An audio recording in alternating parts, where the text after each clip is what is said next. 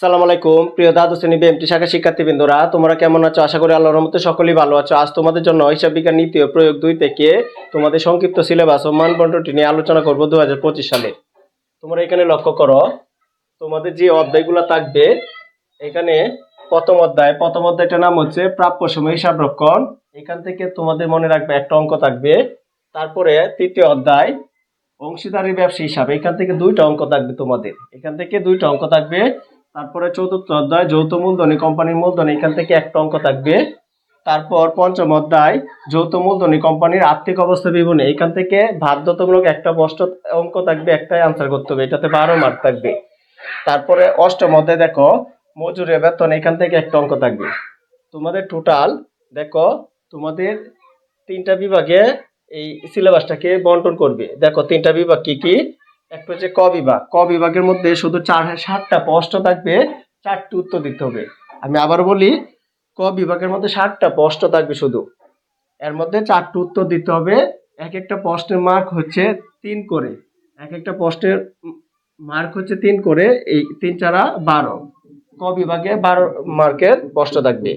তারপর খ বিভাগে 5টি অঙ্ক থাকবে, এখানে কোনো প্রশ্ন থাকবে না। খ বিভাগে 5টি অঙ্ক থাকবে, 3টি উত্তর দিতে হবে। 3 সাথে কত? 21 নাম্বার থাকবে, এক একটা অঙ্কেতে 7 করে থাকবে। তারপর গ বিভাগের মধ্যে দেখো এখানে একটি অঙ্ক থাকবে, এটাকে আর্থিক অবস্থা বিবরণী বলা হয়। একটি উত্তর দিতে হবে, এখানে টোটাল 12 মার্ক থাকবে। একটা অঙ্কের মধ্যে 12 মার্ক থাকবে, 12 একে 12, এই টোটাল হচ্ছে 12 মার্ক। টোটাল তোমাদের এই যে টোটাল নাম্বার হবে হিসাব বিজ্ঞানের উপর 45 মার্কের।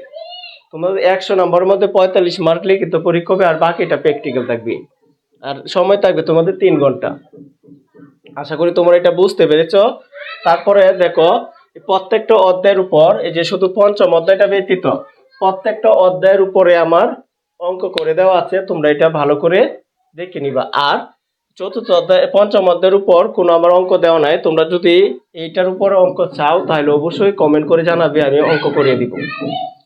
তোমরা মনে রাখবা যে এই যে প্রথম অধ্যায় প্রাপ্য সময় হিসাব রক্ষণ, এটার উপর আমাদের অঙ্ক দেওয়া আছে। এখান থেকে একটা অঙ্ক থাকবে, কিন্তু এখানে একটা থাকবে। আর এটার মধ্যে এই যে তৃতীয় অধ্যায়ের মধ্যে 2টা অঙ্ক থাকবে, তুমি ইচ্ছা করলে 2টাই আনসার করতে পারবে যদি পারো। তারপরে তোমাদের যে চতুর্থ অধ্যায়, এখান থেকেও একটা অঙ্ক থাকবে, একটা। তারপরে দেখো আমি শুধু এটা কোন বিভাগে, যে খ বিভাগটা নিয়ে আলোচনা করতেছি, এই যে অঙ্কগুলো নিয়ে। তারপরে অষ্টম অধ্যায় থেকে একটা অঙ্ক থাকবে। টোটাল দেখো কয়টা অঙ্ক, এখানে একটা, 2টা, এখানে 2টা, 4টা আর একটা 5টা, এই টোটাল 5টা অঙ্ক থাকবে। এর মধ্যে তুমি 3টা অঙ্ক আনসার করতে পারবে। তোমরা যে 3টা ভালো পারো এই অধ্যায়গুলো থেকে, এই 3টা তোমরা আনসার করবে। আশা করি তাহলে তোমরা ফুল মার্কটা পাবে। 3 7 21, এক একটা অঙ্কেতে মার্ক থাকবে 7 করে।